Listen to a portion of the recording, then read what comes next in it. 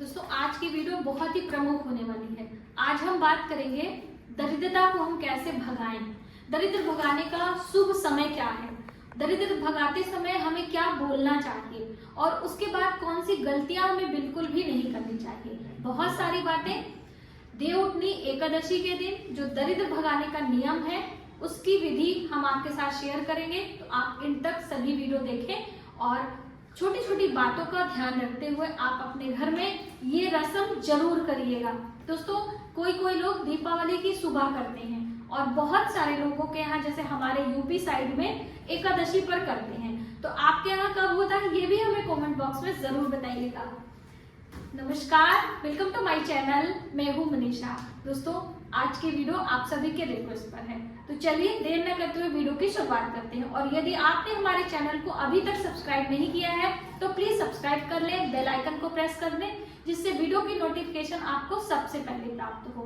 देवउठनी एकादशी पर दरिद्र भगाने का प्रथा है, नियम है और कहते हैं कि जब हम विधि विधान से दरिद्रता को भगा लेते हैं तो माता लक्ष्मी का निवास होता है। दरिद्रता माता लक्ष्मी की बड़ी बहन का नाम है और जिस घर में माता लक्ष्मी रहती है दरिद्रता का निवास कभी भी नहीं होता है। तो इसके लिए समय का ध्यान रखना है कि हमें कब करना है और जब हम दरिद्रता को भगा लेते हैं तो हमें क्या क्या सावधानियां रखनी है। बस थोड़ा सा आप समझते चलिए, बहुत ही आसान है। हमारी सभी बड़ी बुजुर्ग महिलाएं जो हमारी दादी नानी थी वो बहुत दिनों से ये सभी कार्य करती है। तो एकादशी की सुबह सवेरे ब्रह्म मुहूर्त में आपको करना है। आपको क्लियर हो गया कि किस डेट पे करना है, समय हमें क्या होगा। ब्रह्म मुहूर्त का अर्थ होता है 3 से लेकर 4:30 पौने 5 बजे तक का समय बहुत ही अच्छा माना जाता है। कहते हैं इस समय देवी देवता धरती पर वास करते हैं, स्पेशली कार्तिक के महीने में। तो आप सुबह उठेंगे, नियम कंडीशन ध्यान रखिए कि आपको बात नहीं करना है। जब आप सुबह उठेंगे तो आपको किसी से बात नहीं करनी है, कोई आवाज नहीं करनी है। सबसे पहले आपको ये सूप लेना है क्योंकि एकादशी पर हम भगवान विष्णु की पूजा करते हैं और ये सूप और गन्ना हम पास में रखते हैं और इसी गन्ने के अग्रभाग से हम ध्वनि करते हैं। तो देखिए बहुत सारे लोगों का ये झाड़ है, हम आपको दिखाएंगे। ये झाड़ का बहुत बड़ा महत्व है। जब हम तुलसी विवाह करते हैं तो इससे मंडप बनाया जाता है और जैसे अभी छठ महापर्व आया था तो आपने देखा होगा कि इससे पूरा मंडप बनाते हैं ना। तो कहने का अर्थ है कि इसी से हम ध्वनि करते हैं। लेकिन क्या है कि बहुत सारे लोगों के ये नहीं मिलेगा तो आप गन्ना भी ले सकते हैं। गन्ना भी माता लक्ष्मी को बहुत ही प्रिय है और ये सूप में माता लक्ष्मी विराजमान होती है, बैठती हैं। तो हम इसमें ध्वनि करेंगे इसी गन्ने से। बहुत सारे लोग प्लेट ले लेते हैं, चम्मच ले लेते हैं, घंटी बजाते हैं, ऐसा कुछ भी नहीं है। सिर्फ सूप और गन्ने के अग्रभाग से हम इस तरह से ध्वनि करेंगे। अब ध्वनि हमें कहाँ से शुरू करनी है, क्या बोलना है, उसको इग्नोर करिएगा, वो मेरा स्लिप हो रहा था इसलिए मैंने साइड में लगा दिया है।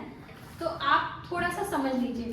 आपने सुबह सवेरे उठना है, रात्रि को सारी तैयारी करके रखनी है। ये सूप और गन्ना वगैरह आप रख लीजिएगा और सुबह उठते ही सबसे पहला काम होगा कि आप इस सूप को और गन्ने को लेकर शुरू से जहां से आपको ये सूप आपने रखा है वहीं से स्टार्ट करेंगे और हम क्या बोलेंगे, लक्ष्मी आए दरिद्रता जाए, लक्ष्मी आए दरिद्रता जाए। लेकिन क्या होता है कि जल्दी जल्दी में हम लोग दरिद्रता को भी बुला लेते हैं। तो इसलिए आप ये गलती ना करिएगा। आप सिर्फ एक शब्द बोलिएगा, लक्ष्मी आए, बस छोटा सा, क्योंकि ये हो जाता है मिस्टेक, इसलिए आपको पहले ही हम सावधान कर रहे हैं। तो लक्ष्मी आए करके पूरे घर में आपको इस तरह से हम ध्वनि करेंगे और फिर घर से बाहर जाएंगे। तो देखिए जैसे जो लोग अपना घर है विलेज एरिया में रह रहे हैं वो तो बाहर तक चले जाते हैं, लेकिन जो सोसाइटी में रह रहे हैं वो क्या है तो अपने घर से थोड़ा सा दूर, मान लीजिए लिफ्ट तक आप गए, वापस आ गए, ठीक है। अब आने के बाद क्या है नियम कि हम स्नान करते हैं। तो अभी शहरों में तो ऐसी सुविधा है नहीं कि दरवाजे पे आप हाथ पैर धो लीजिए, कुछ भी कर लीजिए। तो आप क्या करेंगे, थोड़ा सा जल का छिड़काव गेट पर रख के आप बाथरूम में आके स्नान करें और स्नान करने के बाद आकर अपने पूजा मंदिर में, जहां पर रात्रि में आपने पूजा करी है भगवान विष्णु और माता तुलसी की, माता प्रणाम करेंगे और एक दीप लगाएंगे और एक दीप मुख्य दरवाजे पर लगाएंगे सुबह सवेरे ही। जैसे बहुत सारी बहनें कह रही थी कि दीदी हम झाड़ू लगाते हैं पूरे घर में, स्नान फिर करते हैं, तो ये सब उस दिन आपको नहीं करना है, ठीक है। तो आपने अपने मुख्य दरवाजे पर एक दीप लगाएंगे चौमुखा, और फिर पूजा मंदिर में माता लक्ष्मी यानी कि माता तुलसी, भगवान विष्णु की आरती करनी है। फिर आप अपने काम में जो भी आपका टिफिन बनाना है, लंच पैक करना है, जो भी करना आप कर सकते हैं, लेकिन सुबह उठते ही पहला ही काम करेंगे। बार बार इसलिए आपको कह रहे हैं कि बहुत सारी बहनें सारे काम को निपटा कर फिर जैसे रेगुलर आपका रूटीन है उसको फॉलो करती हैं, तो ये गलती आप ना करें।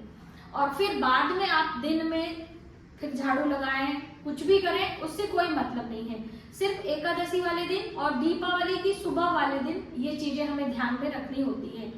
और सूप आप धोकर फिर से रख सकते हैं। आप अपने दरवाजे पर हल्दी कुमकुम का छिड़काव कर सकते हैं, माता लक्ष्मी को बुला सकते हैं, बहुत सारी चीजें हैं। यदि आप चाहते हैं कि हमारे घर में माता लक्ष्मी की कृपा बनी रहे, तो आप जब पूजा करेंगे तो कनक धारा स्त्रोत का पाठ कर सकते हैं। कनक धारा स्त्रोत अक्सर मैंने पुस्तक आपको दिखाई है, हिंदी में, संस्कृत में, इंग्लिश में, जो भी आपको भाषा समझ में आती है, आप बैठकर माता लक्ष्मी के नाम से एक दीप लगाकर कनक धारा स्त्रोत का पाठ करेंगे। आप सोचिए कि ब्रह्म मुहूर्त का समय माता लक्ष्मी धरती पर भ्रमण करती हैं एकादशी पर। उसी दिन 4 महीने की योग निद्रा से भगवान विष्णु जागते हैं और उस दिन हम लोग व्रत उपास करके व्रत रखते हैं। लेकिन अभी जैसे हम लोग एकादशी का व्रत 2 नवंबर को कर रहे हैं और 1 नवंबर को एकादशी प्रॉपर है तिथि, तो तिथि में ही आपको करना है, ठीक है। तो मुझे उम्मीद है कि आपको प्रॉपर तरीके से सभी चीजें डिटेल में समझ गई होंगे और आप इस तरह से छोटी छोटी बातों का ध्यान रखते हुए ब्रह्म मुहूर्त में ये सभी कार्य करेंगे। पहले के समय में लोग दीपक लेते थे, जैसे सूप में रखते थे, या एक कोई साथ में रहता था, तो क्या है, इतनी लाइटिंग, इतनी इलेक्ट्रिसिटी नहीं थी, विलेज एरिया रहता था, बहुत सारे जीव जंतु कुछ भी उनको हानि हो सकती थी, इसलिए वो अपने एक सहयोगी को लेकर साथ में दीप वगैरह जलाकर चलते थे, ठीक है। तो आप घर में अभी लाइट वगैरह है तो कोई प्रॉब्लम नहीं है।